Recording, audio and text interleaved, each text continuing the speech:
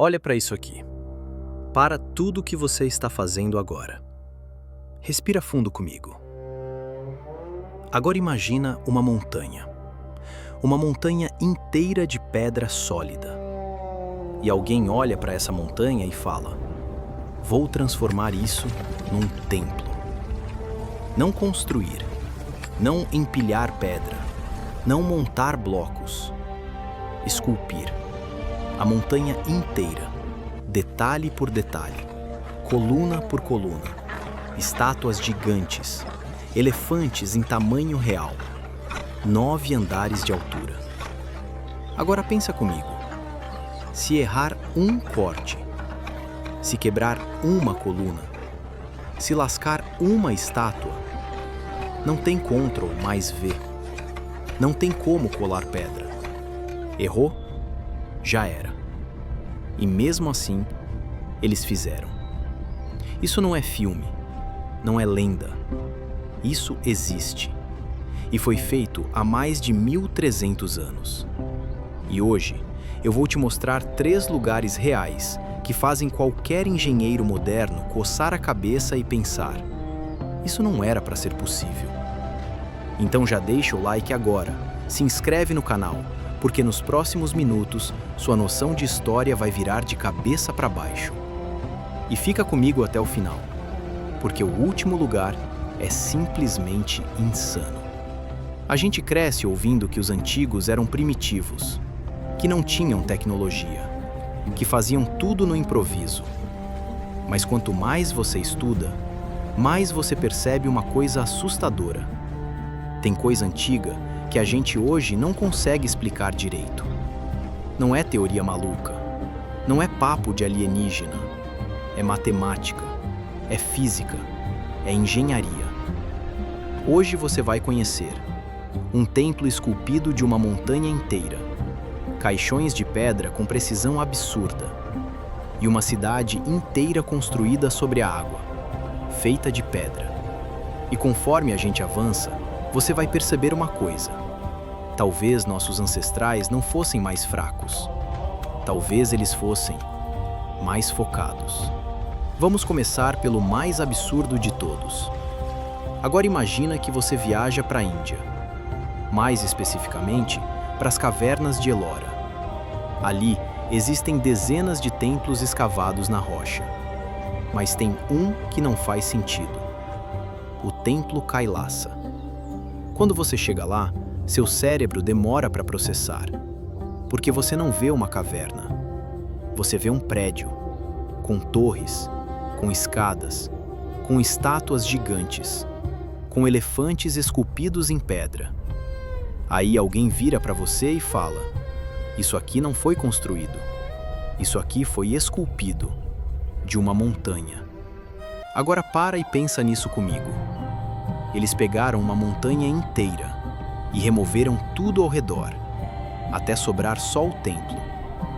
Como se você pegasse um bloco gigante de mármore e esculpisse uma catedral dentro dele. Sabe quanto de pedra foi removida? 200.000 toneladas. Isso é coisa absurda. Se você colocasse isso em vagões de trem, o trem teria dezenas de quilômetros. E agora vem a parte que mais impressiona. Eles fizeram isso em cerca de 18 anos. Faz a conta comigo. Todo santo dia. Por quase 2 décadas. Sem feriado, sem descanso, sem erro. E ainda com um nível de detalhe absurdo. Se o escultor errasse o nariz de uma estátua, acabou. Não tem conserto. E sabe o que é mais louco? Eles começaram de cima para baixo. Isso exige um planejamento absurdo, porque você só descobre se algo deu errado quando já é tarde demais.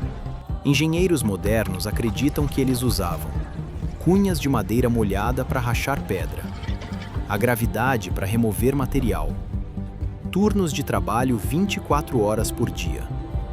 Mas o verdadeiro mistério não é como, é por quê. Por que alguém gastaria quase 20 anos da vida, de milhares de pessoas, para esculpir um templo, se podia simplesmente construir um? A resposta é simples e assustadora: devoção extrema. Para eles, quanto mais impossível a obra, mais próxima de Deus ela era. Kailasa não é só engenharia, é fé esculpida em pedra.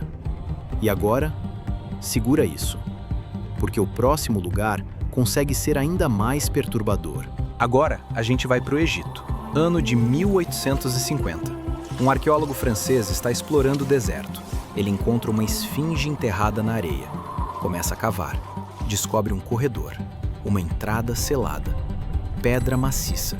Ele usa explosivos para abrir. Quando ele entra, ele encontra algo que muda tudo. Corredores subterrâneos gigantes. E ao longo desses corredores, caixões de pedra. Não caixões normais, blocos gigantes de granito. Cada um com cerca de 4 metros de comprimento, 3 metros de altura, pesando cerca de 100 toneladas. Isso é o peso de 2 tanques de guerra. E as tampas? 30 toneladas cada. Agora pensa, como alguém movimenta isso sem guindaste, sem máquina, em corredor estreito? E quando eles abrem os caixões? Vazios. Todos. Sem múmia, sem ouro, nada. Mas o mais assustador não é isso. O mais assustador é a precisão. Engenheiros modernos mediram o interior desses caixões. Sabe qual a margem de erro? Menos de 0,01 milímetro. Isso é mais fino que um fio de cabelo, em granito. Hoje a gente usa máquinas CNC para isso. Computadores, laser, ferramentas de alta precisão. Mas isso foi feito há mais de 3.000 anos. E agora pensa comigo. Como alguém entra num caixão escuro, com uma lamparina, e pole pedra dura com essa precisão? A teoria oficial diz: serras de cobre mais areia de quartzo. Funciona? Funciona. Mas é absurdamente lento. Levaria décadas para fazer um. E ainda tem a logística. Como descer 100 toneladas por corredores apertados? Como posicionar a tampa perfeitamente? A resposta mais honesta da ciência é: a gente não sabe exatamente. E isso é o mais assustador. Agora segura, porque o último lugar é tão estranho que parece ficção científica. Agora vamos para o meio do Oceano Pacífico, uma ilha chamada Pompei, e ali existe um lugar chamado Nan Madol. Quando você olha de cima, parece Veneza, canais, ilhas artificiais, só que tudo feito de pedra, basalto, pedras gigantes, algumas pesando até 50 toneladas. No total, cerca de 750 mil toneladas de pedra. Agora presta atenção nisso. A população da ilha na época era de mais ou menos 25 mil pessoas, sem roda, sem metal, sem guindaste. Mesmo assim, construíram uma cidade inteira sobre a água. Os moradores locais dizem: não vá lá à noite. Eles acreditam que os espíritos dos antigos reis ainda rondam o local. Existem relatos de pessoas que entraram em tumbas antigas e morreram pouco tempo depois. Coincidência? Maldição? Ninguém sabe. A explicação científica diz: eles provavelmente usavam jangadas gigantes, amarravam as pedras, flutuavam até o local e usavam rampas e alavancas. Faz sentido. Mas agora vem a parte mais sinistra. Nan Madol não era só um templo, era um sistema de controle. Os reis obrigavam líderes tribais a morarem lá, sem terra para plantar, sem água doce. Tudo vinha de barco. Se alguém se rebelasse, cortavam o suprimento. Nan Madol era poder, controle, arquitetura usada como prisão de luxo. Genial e assustador. Então vamos recapitular. Kailasa, uma montanha esculpida como templo. Serapeum, caixões de 100 toneladas com precisão absurda.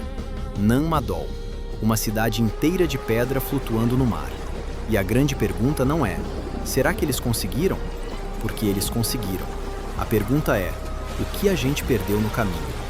Hoje a gente tem tecnologia, máquinas, computadores, mas talvez a gente tenha perdido paciência, foco, capacidade de pensar em projetos que duram gerações.